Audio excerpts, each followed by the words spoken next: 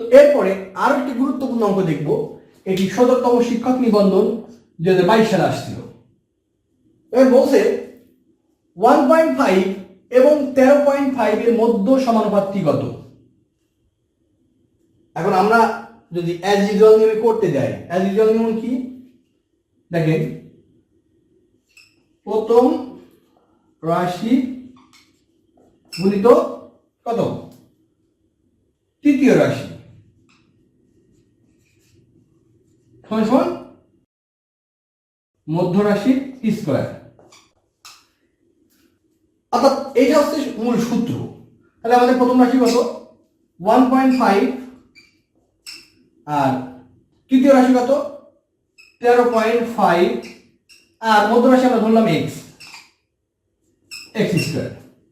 এখন এটাকে গুণ করলে কত হয়, এটাকে যদি 1.5 আর 13.5 কে গুণ করি তাহলে 20.25 আসে, অর্থাৎ x স্কয়ার।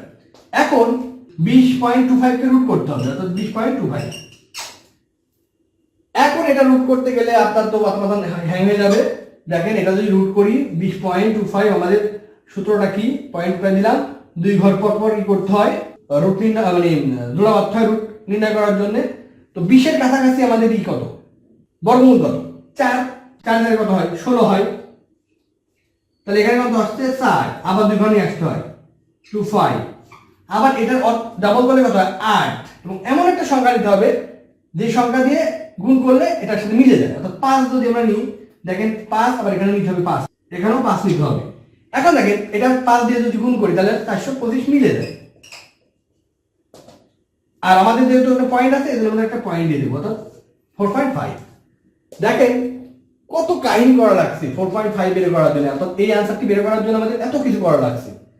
পরীক্ষার খাতায় টাইম শর্ট, খাতা নাই, কিছু নাই।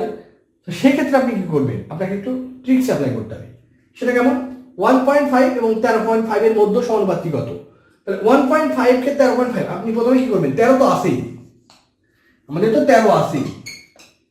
আর 1.5 এটা মনে মনে ধরেন 1.5 5, এটাকে 15 ধরেন আর এটাকে 5 ধরেন, 75 হয়। তাহলে 75 কত 7.5, 75 পয়েন্ট দিয়ে দেন 7, 7.5 কাছাকাছি যাচ্ছে, অর্থাৎ 20.5 আসছে, কাছাকাছি চলে যাচ্ছে, কিন্তু পুরোপুরি আসছে না। আমাদের আনসার কি 20.25, কিন্তু আমাদের 20.5 আসছে। তো আপনি এখানে এটা যদি আপনি বর্গ করেন তাহলে কিন্তু 4 এখানে দেখেন 4 নাই, অর্থাৎ কাছাকাছি সংখ্যা চলে আসছে, অর্থাৎ 4 আসছে, 4.5। আনসারটি এটি দিয়ে আসছেন পরীক্ষার খাতায়। এসে সহজ আর কোনো নিয়ম নাই, শর্টকাট ফলো করার কোনো দরকার নেই। আপনি জাস্ট আপনার ব্রেনটি কাজে লাগান। 1.5 এবং 13.5 এর মধ্য সমানুপাত হবে 4.5।